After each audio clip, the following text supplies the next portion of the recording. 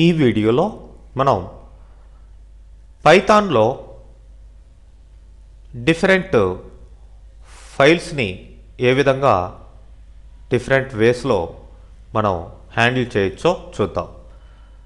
మరి first example ద్వారా మనం ఒక ఎంప్లాయీ ఫైల్ని క్రియేట్ చేసి ఎలా దాంట్లో ఉండే డేటాని రీడ్ చేయాలి.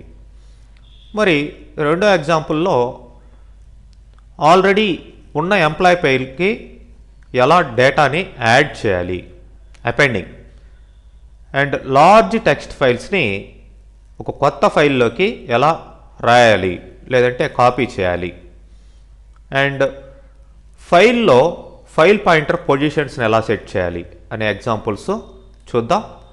మరి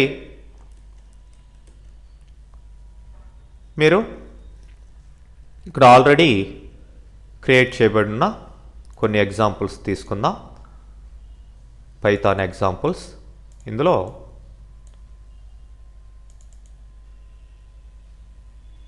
ఇట్లా 32_files_32_1 ఫైల్స్ అనే దాన్ని తీసుకోండి.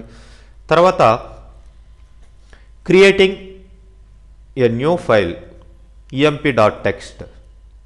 ఇక్కడ రైట్ రీడ్ టెక్స్ట్.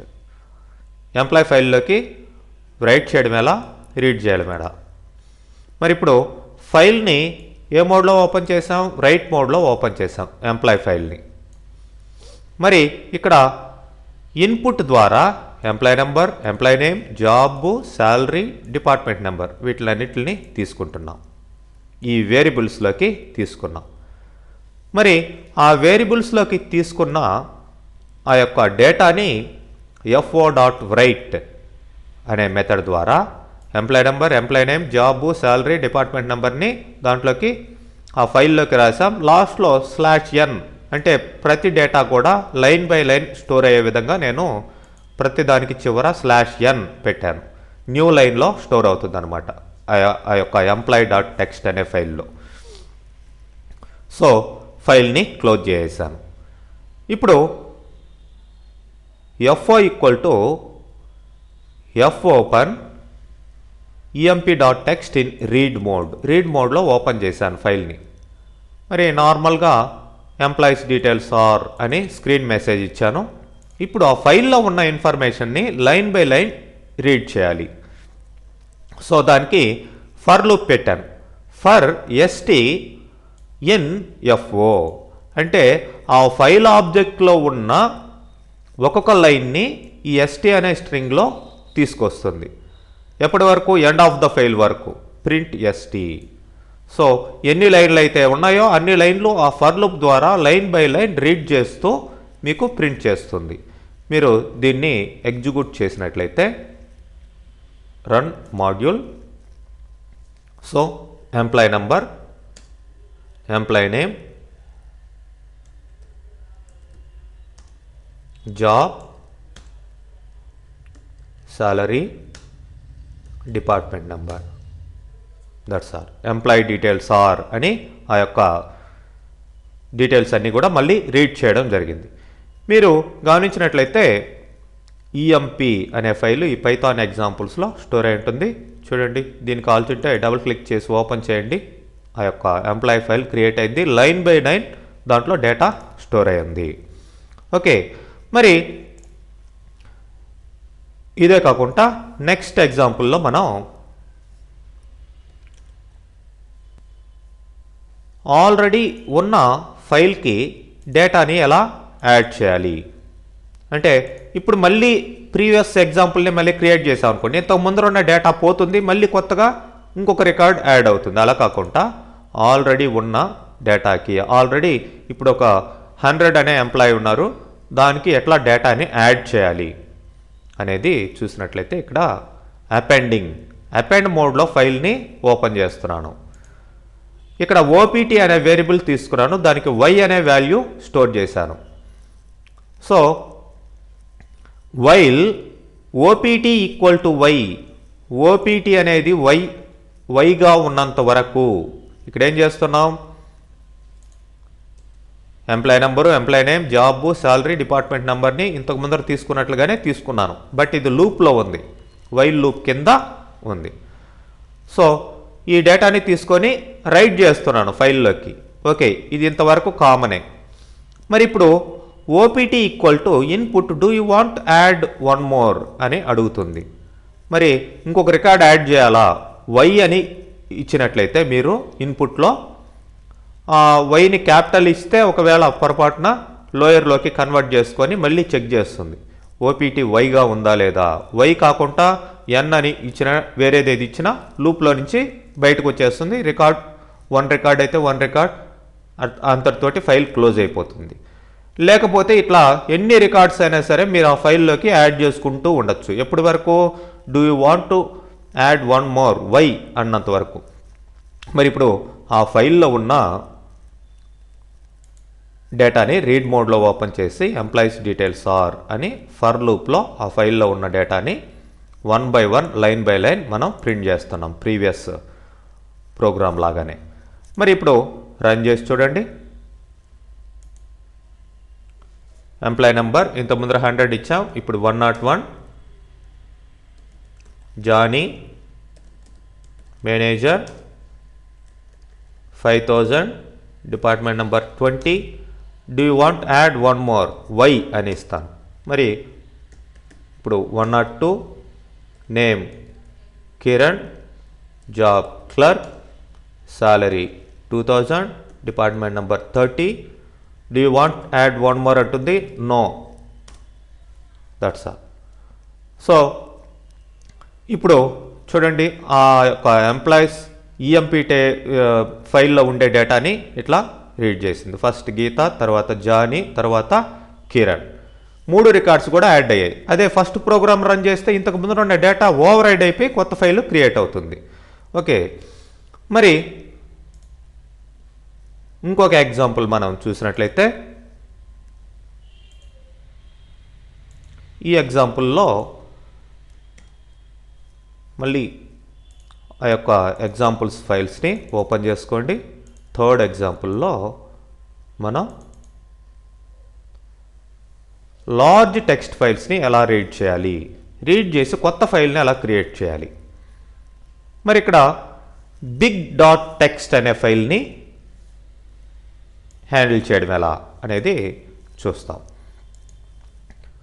మరి ఇక్కడ పెద్ద టెక్స్ట్ ఫైల్ ఉన్నప్పుడు లైన్ బై లైన్ రీడ్ చేయకుండా మీరు బఫర్ని తీసుకొని ఒకేసారి రీడ్ చేయొచ్చు. ఇక్కడ బిగ్ డాట్ టెక్స్ట్ అనే ఫైలు ఎగ్జాంపుల్స్లో మనం ఇక్కడ స్టోర్ చేస్తున్నాం. దాని సైజ్ ఎంతో చూడండి. ఇక్కడే 6.28 KB అని చూపిస్తుంది. ఇంకా డీటెయిల్గా కావాలంటే మీకు ప్రాపర్టీస్ తీసుకోండి. ఇక్కడ సైజ్ ఆన్ డిస్క్ 8 KB అంటే 8500 బైట్స్ తీసుకుంటే సరిపోతుంది టోటల్గా. మరి ఈ ఫైల్ని టెక్స్ట్ ఫైల్ని నోట్ ప్యాడ్లో మీరు ముందరగానే క్రియేట్ చేసుకోండి. మరి ఈ ఫైల్ని రీడ్ చేస్తున్నాం. రీడ్ చేయబోయే ముందర బఫ్ ఈక్వల్ టు బఫర్ తీసుకున్నాం. ఇక్కడ 8500 బైట్స్ తీసుకున్నాం. మనకి ఫైల్ సైజ్ అంతా దాన్ని బట్టి ఒక కొత్త ఫైల్ని ఇక్కడ రైట్ మోడ్లో, ఇదేమో రీడ్ మోడ్లో, న్యూ బిగ్ డాట్ టెక్స్ట్ అనేదాన్ని రైట్ మోడ్లో తీసుకున్నాం. మరి ఇప్పుడు ఎఫ్ డాట్ రీడ్ ఇక్కడ మెమొరీ ఎంత ఇచ్చామో, ప్రీవియస్గా మనం మెమొరీని రీడ్కి స్పెసిఫై చేయలేదు, ఇప్పుడు మెమొరీ ఇస్తున్నాం ఇన్ని బైట్స్ రీడ్ చేయమని. మరి రీడ్ చేసి దేంట్లోకి రైట్ చేస్తున్నాం? న్యూ ఫైల్లోకి రైట్ చేస్తున్నాం. ఇదేమో ఎఫ్ఆర్, ఇదేమో ఎఫ్డబ్ల్యూ.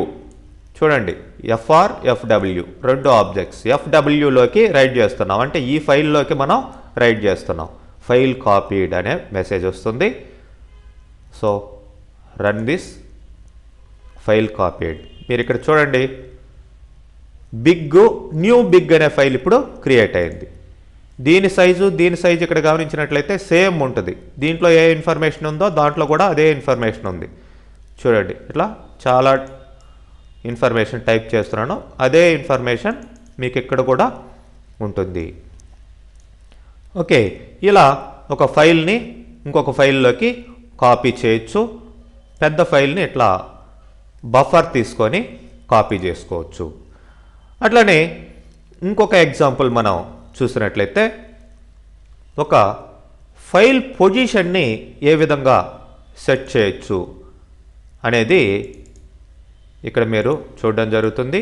దానికే మనం సీక్ టెల్ అనే మెథడ్స్ని వాడతామండి. చూడండి, finding and setting the file pointer positions. Okay, XYZ అనే ఫైల్ ఉంది. దీన్ని రీడ్ ప్లస్ మోడ్లో ఓపెన్ చేసాం. సో ఫస్ట్ ఆ ఫైల్లో రీడ్ 10 అని ఇచ్చాం, బఫర్ 10 ఇచ్చాం, అంటే 10 క్యారెక్టర్స్ రీడ్ చేస్తుంది అనుకుందాం, 10 బైట్స్. మరి రీడ్ స్ట్రింగ్ ఈజ్, రీడ్ చేసిన స్ట్రింగు దాంట్లో ఏముందో, XYZలో ఏముందో ఫస్ట్ అసలు చూద్దాం. XYZలో hello world how are you, I am Python అనేది ఉంది. మరి ఇప్పుడు మనం గమనించాల్సింది ఏంటంటే ఆ ఫైల్లో నుంచి ఇన్ఫర్మేషన్ని రీడ్ చేసేటప్పుడు దానికి పొజిషన్స్ ఎలా సెట్ చేయాలి అనేది చూడాలి.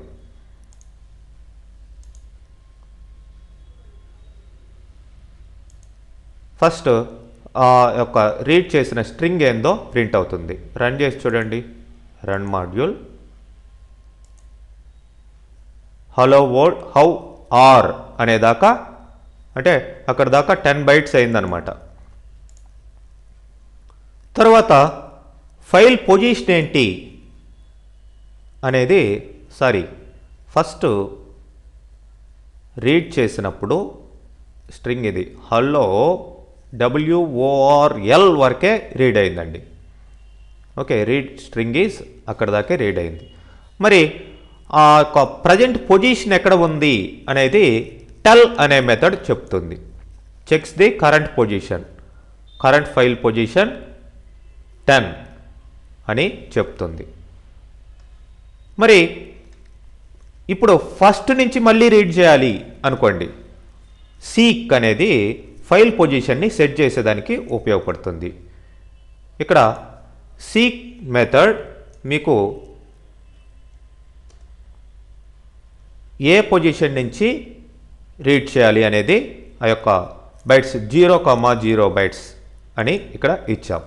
సో అంటే స్టార్టింగ్ పొజిషన్ నుంచి ఇది రీడ్ చేస్తుంది. మళ్ళీ ఇప్పుడు మళ్ళీ రీడ్ అంటాం. FO.read 20 అనగానే హలో వరల్డ్ హౌ ఆర్, అంటే స్టార్టింగ్ నుంచి మళ్ళీ రీడ్ అయింది. అలా కాకుండా మళ్ళీ ఇప్పుడు రీడ్ 20 అని ఇచ్చున్నారనుకోండి, ఎక్కడి నుంచి రీడ్ అవుతుంది, కంటిన్యూషన్ హలో వరల్డ్ ఎల్ కాడి నుంచి మళ్ళీ రీడ్ అయ్యేది. అలా కాకుండా స్టార్టింగ్ నుంచి రీడ్ కావాలంటే ఇక్కడ సీక్ అనేది ఫైల్లో ఏ పొజిషన్ నుంచి రీడ్ చేయాలి అనేది చెప్తుంది. ఓకే, ఫైల్ని క్లోజ్ చేసేసాను. సో ఈ విధంగా మనం ఫైల్లో పొజిషన్స్ని చెప్పేదానికి, కరెంట్ పొజిషన్ని చెప్పేదానికి టెల్, అంటే సెట్ చేసేదానికి సీక్ అని యూజ్ చేస్తాం.